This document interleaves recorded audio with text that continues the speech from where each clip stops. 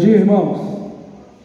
A graça e a paz do Senhor seja com todos. Um dia muito especial para a nossa pátria, um dia que é sempre especial para todos nós, porque é o dia do Senhor, é o domingo do Senhor. E aprove Deus que estivéssemos nessa manhã aqui, que eu tivesse a oportunidade de ser a penúltima igreja para encerrar essa promoção missionária durante esse mês de setembro e primeiro domingo de outubro. Tá? Então quero aqui agradecer a Deus, agradecer ao pastor Gaudilei pelo convite, pela confiança. Quero aqui me apresentar, sou missionário da Junta de Missões Nacionais já há 10 anos, sou casado com a Jaqueline, também missionária da Junta de Missões Nacionais, somos casados há 16 anos, temos um filho de 13 anos, Samuel Boaz, estamos já no campo há 10 anos, somos lá do Rio de Janeiro, cariocas da Gema, e o Senhor nos chamou para o campo missionário no ano de 2012, na verdade nos enviou. Minha esposa já tinha um chamado missionário desde a adolescência, mas uma série de situações, ela não obedeceu. Quando nós nos conhecemos, eu não tinha esse chamado, na verdade eu estava até afastado dos caminhos do Senhor, mas Deus já tinha o plano, como Ele sempre tem, o plano perfeito. Então Deus me deu a oportunidade, eu me reconciliei com o Senhor, voltei para a casa do Pai, Deus me deu uma família, uma esposa, um filho e um chamado para ser missionário, pastor missionário. E nós estamos no mês de setembro, como todo o mês, em todo o ano, nós fazemos, no mês de setembro, a campanha.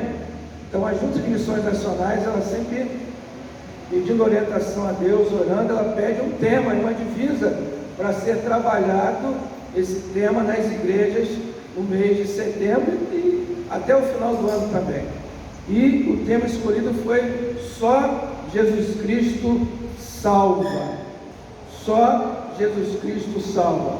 Não é um tema apenas de um mês, é um tema bíblico, é um tema que é a mensagem, e muito mais do que a campanha, é a mensagem da nossa vida, testemunhando de que só Jesus Cristo salva para as pessoas que ainda não o conhecem como Senhor e Salvador.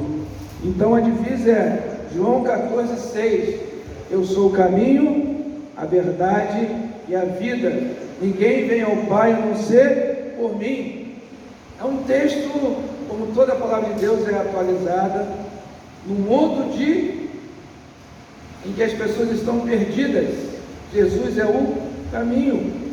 No mundo de mentiras e fake news, Jesus é a verdade. Nós temos a good news, as boas notícias.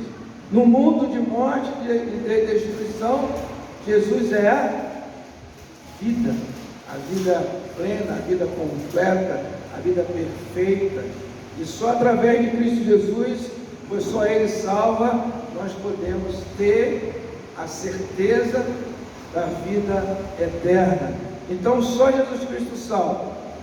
É uma mensagem que deve ecoar e deve ser uma mensagem presente na nossa mente, no nosso coração, nos nossos lábios, nos nossos relacionamentos familiares, relacionamentos de amizade, os nossos vizinhos, colegas de trabalho, colegas da faculdade, aonde quer que estejamos, essa mensagem precisa ser vista através do nosso estilo de vida, através do nosso testemunho. Hoje, no quadro da Junta de Missões Nacionais, nós somos mais de 1.500 missionários. Efetivos, somos quase 1.000, somando os missionários temporários, missionários de formação, missionários radicais. Nós temos o projeto Radical Brasil, temos o Radical lá na Amazônia, o Novo Sorriso da Amazônia, temos o Radical Sertão, temos o Radical Cristolândia, temos o Radical do Projeto Viver, temos o Radical agora Pantanal. Estamos aí na primeira turma com 4 voluntários missionários radicais, estão fazendo já o treinamento teórico No dia 15 de outubro, duas duplas, uma vai para uma comunidade ribeirinha com 100 pessoas, uma outra dupla para uma comunidade ribeirinha de 60 pessoas. Temos ali em torno de 20 comunidades ribeirinhas, ali em Corumbá, às margens do Rio Paraguai. Mas em todo o estado do Mato Grosso do Sul temos muitos assentamentos, acho que 200 ou 300, em que cada um deles tem em média 300 ou 500 pessoas. Então, o campo para a plantação de novas igrejas, através desses missionários radicais, não são só as comunidades ribeirinhas, mas também os assentamentos. Eu costumo dizer que os radicais das turmas seguintes, como já estão sendo esses 4, não virão de São Paulo. Pode até vir um ou outro, mas eu creio que os missionários radicais estão aqui no Mato Grosso do Sul, o Radical Pantanal. Pode ser que essa igreja aqui envie 1, 2 missionários radicais. Essa primeira turma vai ficar 1 ano lá, dedicação exclusiva lá. Em São Paulo nós temos o radical, só que ele é um formato metropolitano, é um missionário radical biocupado. Ele não sai da sua cidade, não deixa o trabalho, não muda de casa, ele continua tendo o seu ritmo de vida, só que ao mesmo tempo ele está plantando uma nova igreja, ele está revitalizando uma igreja. São Paulo é uma cidade com 645 municípios, em que 148 deles não têm presença batista. E hoje esses 106 missionários radicais em São Paulo, já na sua 4ª turma, estão envolvidos na plantação de 32 novas igrejas batistas no estado de São Paulo. Eu estou coordenando ali na região do ABC 10 radicais.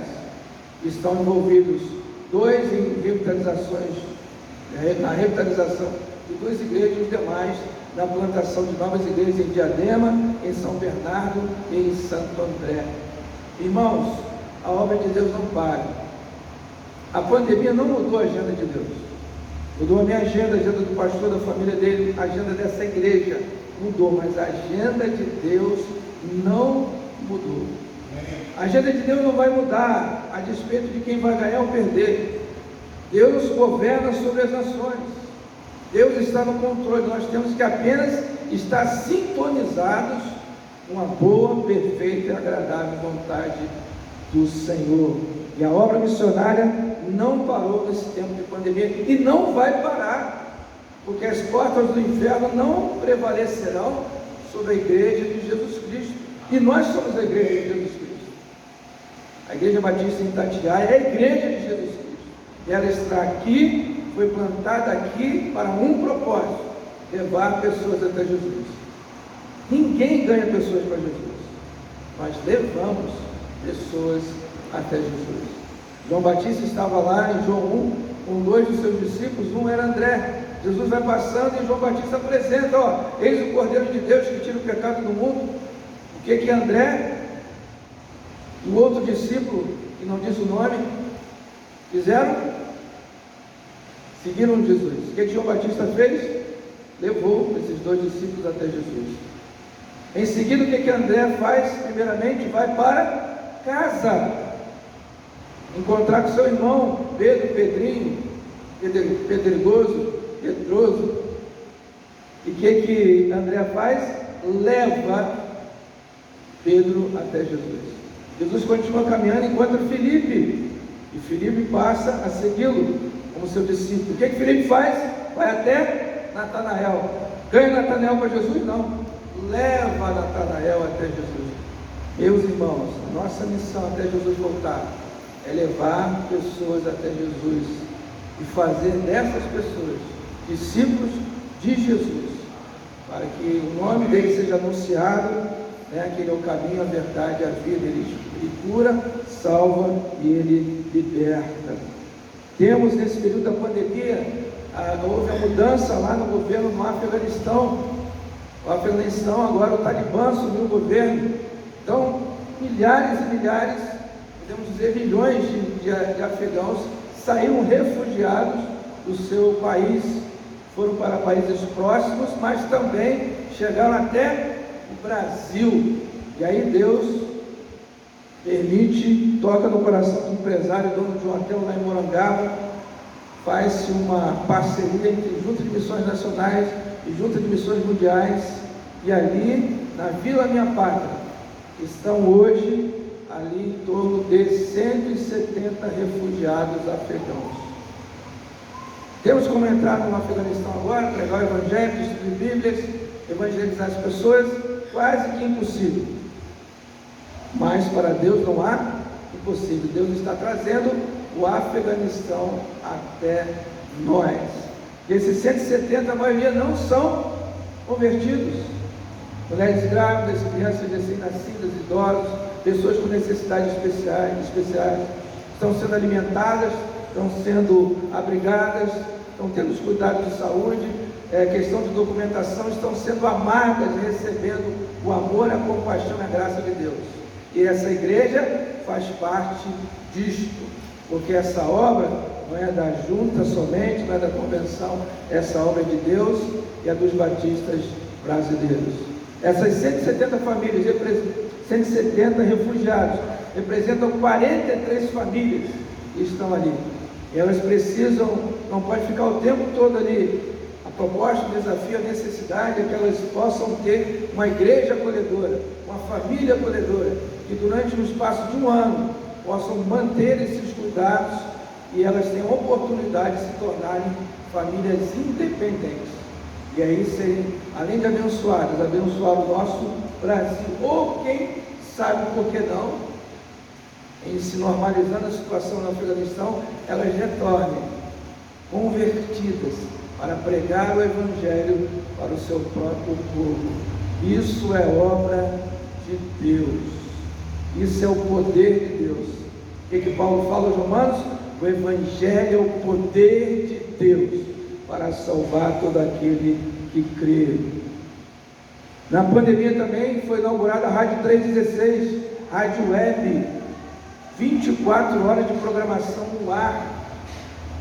A Rádio 2 Batistas Brasileiros, já estamos próximos de 1 milhão de acessos à plataforma, quase 250 mil horas de programação, não só para o Brasil, mas em muitos países do mundo também. Então o Evangelho está chegando aos lares, a muitas pessoas, e essas pessoas estão recebendo a Cristo através das ondas do rádio, da rádio web.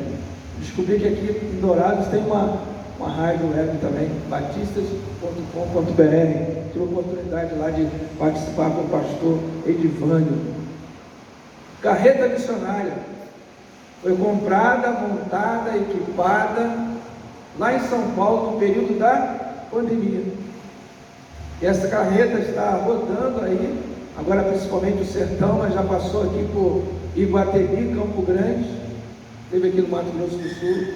É uma carreta que tem consultório dentário, consultório médico, tem vacinas, tem missionário, tem Bíblia, tem amor, tem compaixão, tem graça. Ela tem uma estrutura para se tornar um palco ali para culto ao ar livre. Então, onde essa carreta está passando, são cidades onde tem projetos de plantação de igrejas da Junta de Missões Nacionais. Ela está fazendo a obra do Senhor. E nós precisamos não só de uma, irmãos, mas nós precisamos de várias carretas missionárias, porque nós temos que avançar. Em momento algum Deus está nos falando para recuar, para ter medo. Não podemos ter medo, temos que ser movidos pelo espírito de coragem e ousadia e pregar o Evangelho a tempo e fora de tempo. Eu mostrar minha família aqui, onde já falei, minha esposa Jaqueline e meu filho Samuel. Nós nos conhecemos em 2001 na Faculdade de Direito, lá no Rio de Janeiro. Ela em 2004 trancou a faculdade, foi fazer teologia, se formou em 2007. Eu continuei, precisei trancar por 2 vezes, a matrícula caducou. Por fim, consegui me formar em 2011. Em 2011 nós nos apresentamos na junta para entrevista, fomos aprovados, mas no mesmo dia eu iniciava no trabalho secular. Eu tinha algumas pendências para serem acertadas, e Deus foi indicando tudo. Depois de 1 ano e 2 meses eu pude estar totalmente desimpedido para obedecer o chamado de Deus. Nós fomos enviados para Diadema, São Paulo. Nós não escolhemos, nós não colocamos nenhum campo de preferência, não colocamos nenhuma restrição a nenhum outro campo. Nós queremos ir para onde Deus nos enviar. Num primeiro momento, Diadema nos associou a Datena. Entendeu, né? Diadema, Datena. Aí a gente teve um certo receio, fomos lá, conhecemos, fizemos a Operação Jesus Transforma no bairro. Em agosto eu fui morar, de 2012, em setembro foi a família toda, e nós estamos lá até hoje e ficaremos até quando Deus quiser. O projeto inicial era plantar uma igreja batista no bairro lá do Caema, em Diadema. Diadema é uma cidade de 425 mil habitantes, tem a menor presença batista ali da região do ABC, só que o projeto de Deus era bem maior. O projeto de Deus é sempre maior do que ele, maior e melhor do que o nosso. Aí Deus nos fez enxergar outras cidades com igrejas a serem plantadas, nos fez enxergar não só plantação, mas revitalização. Aí veio o Radical na pandemia, e hoje nós estamos mentoreando ali 12 radicais, na região do ABC são 10, e mais 2 na região de Itapevi. A maioria delas, desses radicais, já tem um local de culto, já estão tendo culto ali, trabalho com crianças, trabalho social. Apenas um casal que ainda não está tendo essa oportunidade, mas está fazendo um trabalho de capelania escolar. Esse radical é presidente da Associação de Pais, tem um projeto de horta na escola, então o relacionamento está começando ali com a escola, com os professores e, consequentemente, com os alunos. Já tivemos batismos já nesses projetos. Eu estou plantando a igreja lá no Caema com a minha esposa, e lá no bairro do Eldorado, também em Diadema, nós estamos revitalizando. Eu sou pastor titular de lá. Só que lá eu tenho um seminarista, Vitor. Já se formou, está se preparando para o concílio, primeiro sábado de dezembro, Deus quiser, eu sinto que Deus quer, aí vai ser aprovado, culto de ordenação, aí eu passo cajado para ele, para a gente poder avançar em outros projetos. A igreja tem crescido, para a glória de Deus, pessoas estão voltando, pessoas estão se rendendo a Cristo, trabalho com crianças, adolescentes, trabalho social, cine pipoca. A igreja abriu as portas, mas antes ela já estava de portas abertas. Na verdade, a igreja abriu o coração, porque muitas igrejas, né, pastor, estão de portas abertas, mas o coração fechado. A igreja está até com o teto aberto, mas quando você chega, os corações estão fechados. Eu vi que essa igreja aqui tem corações e portas abertas para receber muitas pessoas que vão passar aqui, olhar, e o Espírito Santo vai direcioná-las para cá. Algumas, mas a maioria das pessoas, eu entendo e creio, pastor e irmão, que vão adentrar por essas portas aqui, serão trazidas por vocês. Amém. Pessoas da família de vocês, amigos de vocês, vizinhos de vocês, colegas de trabalho, porque hoje a grande ferramenta de evangelização, não desprezando a evangelização eventual, ela ainda é uma estratégia, mas a principal estratégia de evangelização do século XXI, e eu creio que até quando Jesus voltar, é relacionamentos. A minha, a sua casa é um local de culto, é a igreja. É interessante o pastor contando ali a história dessa igreja. Começou debaixo de uma árvore, depois foi para a garagem da casa. Olha só, não começou direto começou do jeito que Deus quer, e Deus pode começar de maneira diferente, pode começar já com o tempo construído, pode, mas a história da Igreja Batista em Itatiaia começou dessa forma, para nos mostrar que não é a estrutura que salva, a estrutura lá, ela participa, é um conforto, para dar um bem-estar, não só para os membros, mas para aqueles que vão chegar, mas o principal é a nossa vida, se colocando como sal da terra e luz do mundo.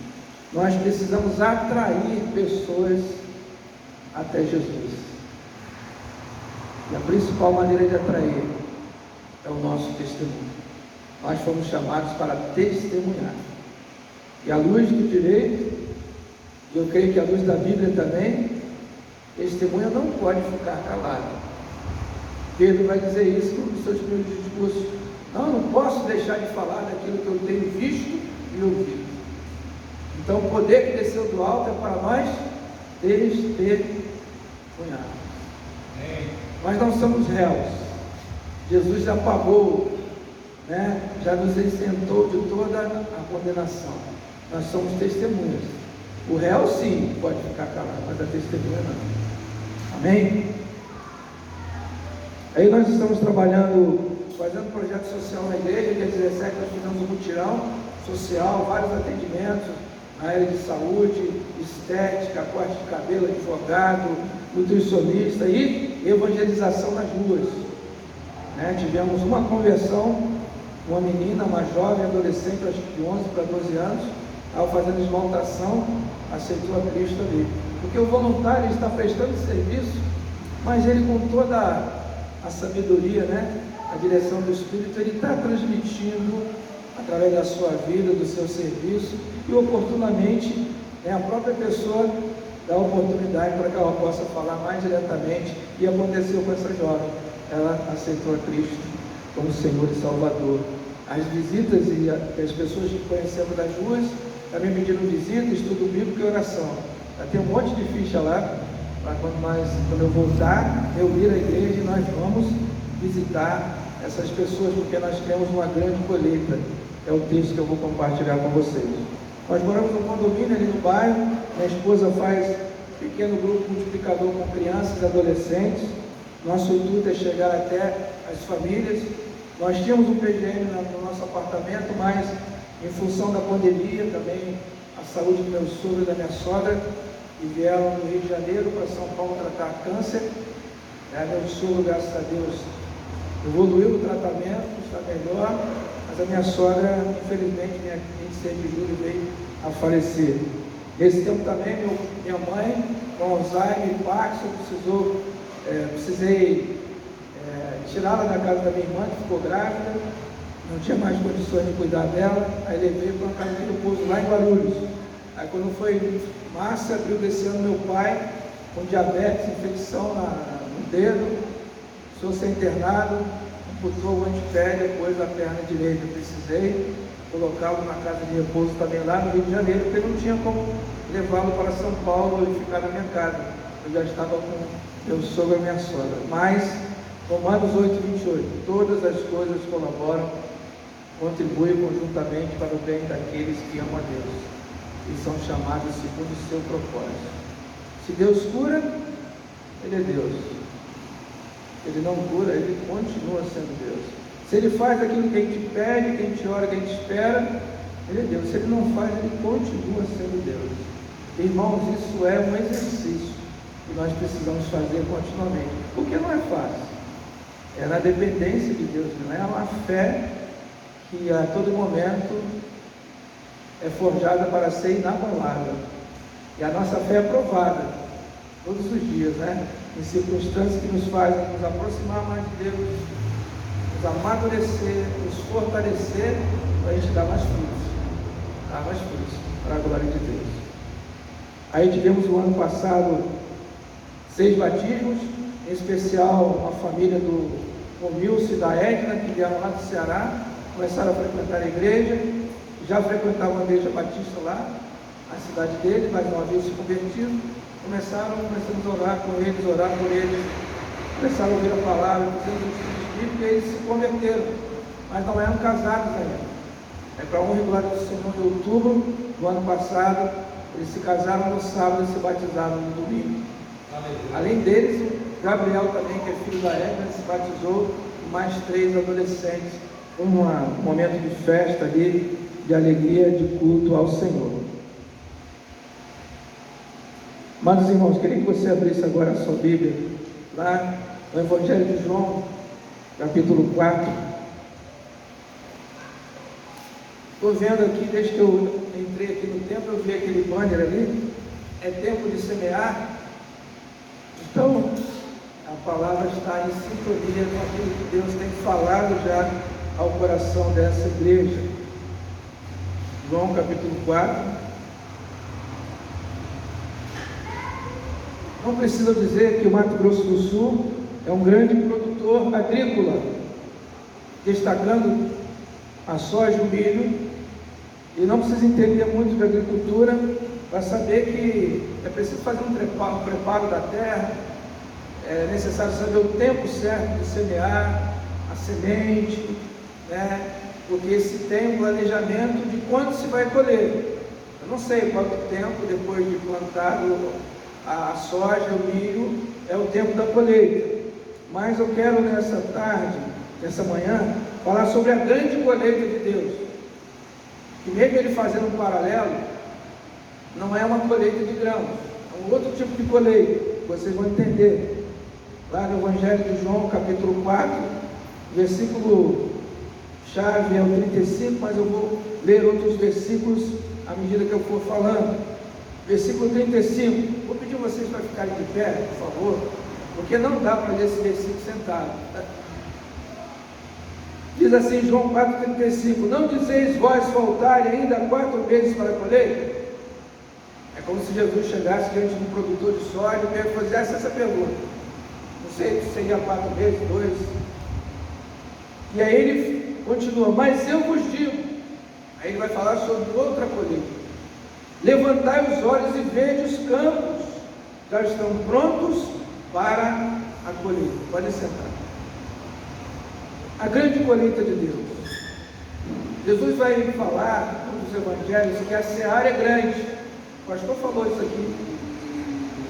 E são poucos os trabalhadores. Isso quer dizer que tem muita coisa, fruto para colher, e poucas pessoas para trabalhar nessa colheita. E que nós temos que fazer o quê? Orar para o dono da seara, para que ele escolha e envie trabalhadores para a seara. E aqui nesse texto muito conhecido de Jesus como mulher samaritana, nós vamos aprender algumas coisas com essa mulher e com Jesus e com os samaritanos, como que nós, trabalhadores, convocados, desafiados, alistados pelo Senhor, poderemos ser efetivos nessa grande colheita. O que eu e você precisamos fazer para trabalhar na grande colheita de Deus? Acompanhe comigo o versículo 4. A primeira coisa que nós precisamos fazer é quebrar barreiras. Versículo 4 diz assim: era-lhe necessário passar por Samaria. Irmãos, Jesus estava na Judéia. Samaria estava no meio do caminho, indo para a Galiléia, seria o destino deles. Samaria não era o único caminho. Tinha outros caminhos ali pelo Jordão, tem vários outros caminhos. Quando João escreve era necessário por decisão de Jesus. Jesus quis passar em Samaria, porque ele sabia que iria encontrar uma mulher samaritana, e essa mulher precisava vê-lo, conhecê-lo, e ter um encontro com ele, não só um encontro casual, mas um encontro espiritual. E aí, nós sabemos que judeu não se dava com o samaritano. O judeu não deveria passar no lugar onde o samaritano estava, não deveria falar com o samaritano, não deveria tocar no objeto tocado pelo samaritano e, quiçá, ensinar um samaritano. Jesus fez tudo isso. Ele quebrou todas essas barreiras. E hoje, na minha e na sua vida, existem barreiras que não são externas, são barreiras internas, que têm nos impedido de chegar às Samarias e aos samaritanos. Essa barreira pode ser um orgulho, pode ser uma soberba, pode ser a famosa falta de tempo, pode ser o pecado. Muitas coisas podem ser barreiras que vão nos impedir de ir, de fazer e de falar aquilo que Deus está nos chamando para participar dessa grande colheita. Então, que você possa se perguntar e deixar o Espírito Santo trabalhar. Quais são as barreiras hoje que estão impedindo de você fazer tudo aquilo que Deus quer que você faça, já falou para você fazer e você não fez ainda? Porque existem barreiras. Jesus quebrou as barreiras que separavam ele, os judeus e os samaritanos. Os próprios discípulos também estavam aprendendo com o Senhor. Então nós precisamos ter esse senso da missão. Para trabalhar na grande colheita de Deus, precisamos quebrar barreiras. Mas a segunda coisa que Jesus nos ensina é intencionalidade.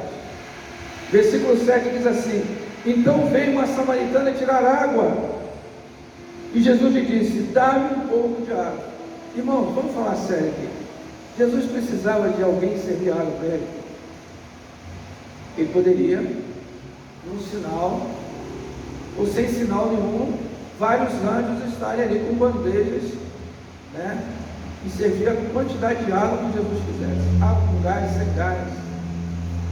Ele poderia se aproximar do poço e a água subir e ele beber. Ele poderia ter o seu próprio cântaro escrito Jesus, ele beberia a água, a quantidade que ele quisesse. Ele não precisava ser servido por essa mulher, principalmente porque ela era uma mulher samaritana. Então Jesus foi o quê? Intencional. E é isso que eu e você precisamos ser. Ah, pastor, mas eu sou tímido. Ah, mas eu tenho vergonha. O cachorro pode soltar os cachorros em cima de mim. Ele pode me dar um fora. Ele pode fazer um monte de coisa. Se você tem oportunidade lá no seu trabalho, com o seu vizinho, seja intencional. Vá além do bom dia, boa tarde, boa noite. Está chovendo, está sol. Seja intencional. Mas para ser intencional, primeiro tem que quebrar barreiras. Aí, se você não quebrar barreira, não tem intencionalidade, porque a barreira vai impedir você de ser intencional. Seja intencional. As pessoas precisam saber que você é um servo de Deus, é uma serva de Deus. Não podemos ser crentes 007. Não, se eu falar no meu trabalho que eu sou crente, vou ser perseguido. Glória a Deus por isso, querido. Glória a Deus por isso. Se você for perseguido no seu trabalho porque você é crente, dê glória a Deus por isso. E Deus vai te honrar. Se o teu vizinho coloca o carro na sua calçada, bota o lixo na sua calçada, bota o som alto e incomoda o seu sono, não peça para Deus queimar o som. Peça a Deus para te dar coragem de quebrar o mal fazendo o bem. Faz um bolo, atravessa a calçada lá e serve um bolo lá, convida ele para tomar um café. Nós precisamos ser intencionais. Jesus era intencional o tempo todo, e ele nos dá um grande exemplo. Mulher, me dá um pouco de água. Que humilhação um judeu pedir água para uma mulher samaritana. Mas Jesus estava acima de qualquer barreira, de qualquer preconceito. Ele quebrou o preconceito e paradigma do seu ministério todo. E nós precisamos criar e aprofundar relacionamento. Você abastece o carro do posto 1 ou 2 vezes por semana. Sabe o nome do frentista? Você vai na padaria, compra o pão não sei quantas vezes por semana. Sabe o nome da caixa, do balconista? Seja intencional. Pastor, eu não gravei o versículo do plano de salvação. Dê o seu testemunho. Como era a tua vida antes de Jesus? Como é agora? Olha ao Senhor, Senhor, me dá estratégia, me dá coragem. O Espírito Santo vai te capacitar. A palavra que está guardada no seu coração vai vir à sua mente e sairá dos seus lábios. Seja intencional. Mas a terceira coisa é que nós precisamos crer em Jesus. Mas não é só crer de falar, é crer de atitude. O versículo 21 diz assim, acompanhe aí. Então Jesus lhe disse: mulher, crê em mim, a hora vem em que nem neste monte, nem em Jerusalém adorareis o Pai. Esse aqui foi um dos maiores diálogos que Jesus teve com uma pessoa, somente sendo uma samaritana, uma gentia. E ela começa a falar do lugar da adoração. Jesus, olha, ela estava em Samaria, em Sicar, próximo do Monte Gerizim. Então os samaritanos adoravam ali, os judeus adoravam em Jerusalém. E ela, onde que é o lugar? A Jesus disse: ó, querida, amada, não é o lugar, é o modo, em espírito e em verdade. Aí ela começa outro assunto da água. Aí Jesus, ó, se você beber dessa água, você vai voltar a ter sede. Mas eu tenho uma água muito melhor, a água viva, que você vai beber, você não vai ter sede mais. E aí chega no 21, ela diz isso, mas no 25, olha só, e a mulher respondeu: eu sei. Ela tinha conhecimento, ela já tinha ouvido falar, ela tinha ideia e acreditava que o Messias viria. Eu sei que o Messias, que se chama Cristo, vem. Quando ele vier, vos anunciará todas as coisas. Olha o que Jesus responde. E Jesus lhe disse: sou eu o que está falando contigo. Essa mulher deve ter ficado vermelha, tremeu, igual vara verde. Se não desmaiou, quase desmaiou. Ela falou: não é possível. É Jesus que está falando comigo, está conversando comigo esse tempo todo, está me dando atenção. Ele bebeu da água que eu servi, ele está me ensinando a palavra. Nossa, eu não sou tudo aquilo que falam de mim. Ela deveria ser preterida, sofrer preconceito, excluída socialmente, religiosamente, e de uma hora para outra ela tem um encontro com Jesus. E o que é que ela faz? A vida dela se transforma. O principal objetivo dela ir até o poço era de retirar água. E o que é que ela faz no 28? Então a mulher deixou ali seu cântaro e foi à cidade e disse ao povo. O que é que ela foi fazer? Testemunhar. Mas o que é que ela precisou fazer antes? Deixar o cântaro. Sabe o que representa o cântaro, meu irmão, minha irmã? É aquilo que se coloca entre nós e Deus. É aquilo que te impede de ir, de fazer e de falar aquilo que o Senhor te chamou para fazer. Qual é o teu cântaro? Quais são os teus cântaros que ainda estão te impedindo de fazer a boa, perfeita e agradável vontade de Deus? Essa mulher nos dá, a palavra de Deus nos ensina algo tremendo. Por vezes nós vivemos a nossa vida carregando os nossos cântaros e não queremos abrir mão deles. Às vezes o cântaro é um sonho, é um projeto, às vezes o cântaro é um relacionamento, às vezes o cântaro é um pecado que você não consegue renunciar, que você não consegue confessar e abandonar para alcançar a misericórdia. São cântaros. Mas para trabalhar na grande colheita de Deus, você precisa largar o cântaro e testemunhar de Jesus. A quarta coisa está lá no versículo que nós lemos, na parte B. Levantai os olhos, 35, e vejam, os campos já estão prontos para a colheita. Para trabalhar na grande colheita de Deus, nós precisamos ter, além de crer em Jesus, a mesma visão de Jesus. Jesus propositalmente fala: faltam 4 meses para a colheita, e todo mundo é grato. Aí ele fala: agora levante os olhos, não olhe para os campos físicos, olhe para os campos espirituais. A dizer, olhem para os samaritanos que estão aqui, próximos de nós. Esses samaritanos são os frutos que já estão prontos para ser colhidos. É mesmo, pastor? Então me mostra no texto que isso realmente aconteceu. Aí a quinta coisa, além de ter a visão de Jesus, é que nós precisamos anunciar que só Jesus Cristo salva. Essa mensagem precisa estar não só na boca, na mente, no coração, no nosso estilo de vida. Versículo 39, acompanha aí. E muitos samaritanos daquela cidade creram nele. Em quem? Jesus. Por causa de? Olha aí, irmãos. Por causa de quê? Do de quem? Então os samaritanos creram em Jesus por causa do testemunho de uma mulher samaritana recém-convertida, que não teve tempo de fazer estudo bíblico, que não havia sido batizada. Não dizendo que isso não seja importante, mas não deu tempo. Prontamente ela recebe Jesus, deixa o cântaro e vai testemunhar. E qual o resultado? Ele me disse tudo quanto tenho feito. Aí a consequência é a seguinte: então os samaritanos foram até quem, Vitor? Quem levou esses samaritanos? Através do céu? A mulher não ganhou ninguém para Jesus? Não. E os samaritanos foram até ele, e olha a humilhação, e pediram que Jesus, um judeu, ficasse com os samaritanos. E eles ficaram, e Jesus ficou 2 dias. Quantos dias após eu e você nos encontrarmos com Jesus, Jesus ficou com a gente? Quantos dias?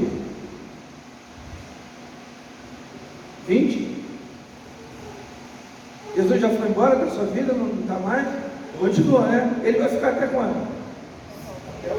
Glória a Deus! Ele não vai ficar só 2 dias. Na verdade, fisicamente ele ficou 2 dias, mas espiritualmente ele ficou na vida de cada um que o aceitou. E olha só, irmãos, o versículo 42. E o 41, muitos outros creram por causa da sua palavra, uma grande colheita. E olha só a apoteose desse texto, versículo 42, e dizia uma mulher, o samaritano dizendo para a mulher: já não é pela tua palavra que cremos, pois agora, olha para mim aqui, pois agora nós temos ouvido e sabemos o quê? Que este verdadeiramente é o Salvador do mundo. É ou não é? Foi ou não foi uma grande colheita de Deus? Aleluia. Uma mulher testemunhando de Jesus. Filipe, após a morte de Estevão, a igreja só de perseguição, ele vai para onde? Samaria. Não sei se ele levantou a mão, quis ir, mas ele foi. A dependência, cheio do Espírito Santo, pregou a palavra, pessoas foram curadas, libertas, demônios foram expulsos, e houve uma grande alegria naquela cidade. Ele encontra com um oficial da Etiópia, que estava lendo a palavra, mas não entendia. Existem muitas pessoas lendo a Bíblia aí, e não estão entendendo, e quem vai ensinar, pastor? Nós. Ele se aproxima, sobe na carruagem, e começa a ensinar. O oficial entende, pede para ser batizado, é batizado, Filipe é arrebatado, e os estudiosos vão dizer que esse oficial volta para a Etiópia e se torna um missionário. Uma cidade toda alcançada pelo Evangelho, um estrangeiro se torna, encontra Jesus e volta e se torna um missionário na sua terra. Amados irmãos, quero encerrar aqui contando uma história. Havia um jovem menino, adolescente provavelmente, e ele gostava muito de fazer enigmas, aquelas perguntas misteriosas, e ele sempre fazia e as pessoas não respondiam, mas ele se sentiu desafiado a fazer uma dessas perguntas para um sábio da cidade. Ele ficou pensando: o que eu vou fazer? Já sei, eu vou pegar um passarinho, vou colocar o passarinho dentro da minha mão e vou perguntar para o sábio se o passarinho que está na minha mão está vivo ou morto. Mas é o seguinte: se ele falar que o passarinho está vivo, eu aperto o passarinho morre, ele erra. Se ele falar que o passarinho está morto, eu abro a minha mão, o passarinho voa e ele erra. Aí chegou lá na casa do sábio: ô seu sábio, tudo bem? Estava passando por aqui e tal, aquela conversa mole, né? Resolvi lhe visitar, eu admiro muito a sua inteligência, a sua sabedoria, a sua serenidade, e eu gostaria de fazer um desafio. Pois não, meu jovem, pode falar. O senhor está vendo aqui a minha mão? Aqui dentro eu tenho um passarinho. Sim, muito bem.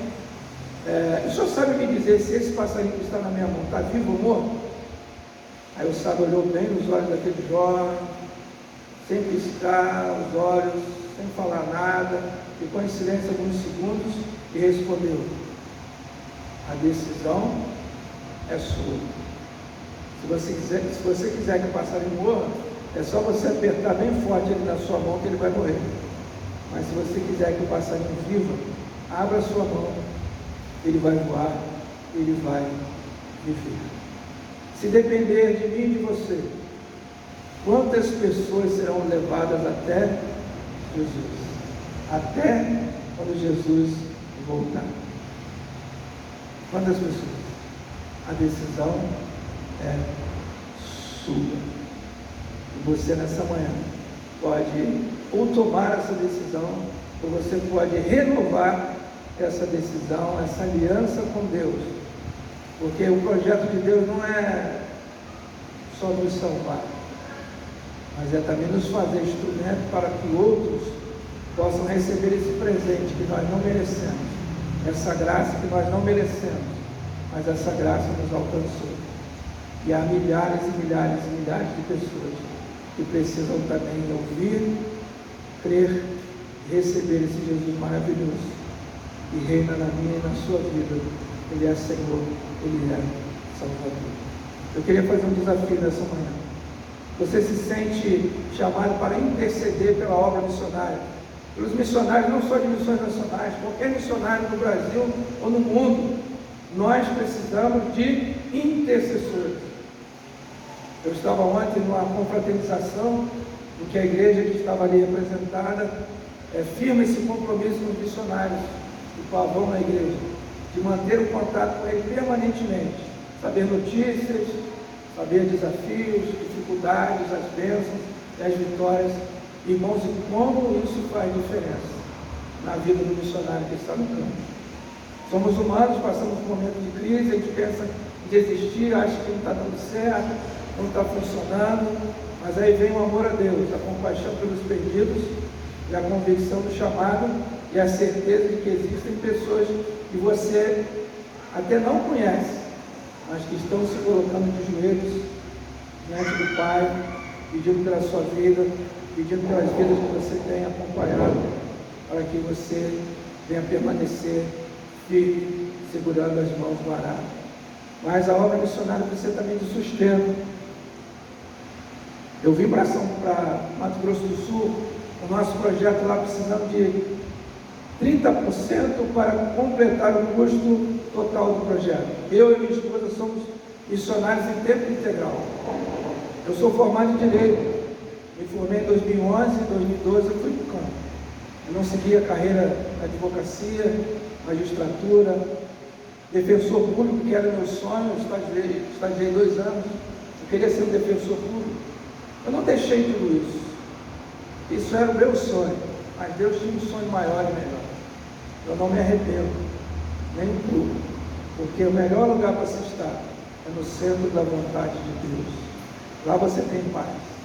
Se Deus chamou você para uma obra específica, não adie, não procrastine, não espere fazer tudo, quando tudo, na verdade, é obedecer. Coragem não é quem obedece.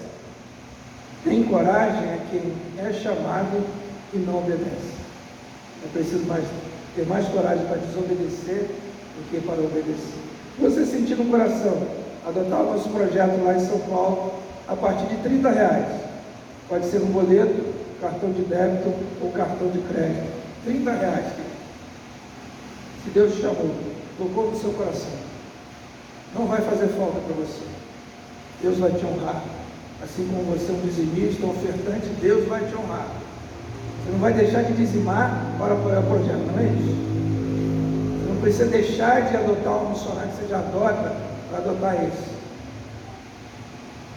Faça aquilo que Deus está falando para você fazer, e você vai sentir paz no coração. Deus vai honrar, porque Ele tem honrado. Tá bom? Alguém aqui? Vitor, me ajuda aqui, querido, por favor. Aí você pode preencher essa ficha, e aí você preenche ela toda, me entrega. Se não der tempo, você coloca o seu nome e o seu WhatsApp, me entrega que eu faço contato com você. Você é casado, você é sua esposa, você é líder do ministério, seu ministério, você tem uma empresa, a sua empresa pode adotar um projeto. É bênção de Deus para o reino, para a sua vida, para a igreja. Mais alguém aqui? Mais alguém? Pode pedir o Vitor ali? A jovem lá. Pastor Gaudilei, obrigado. Muito obrigado.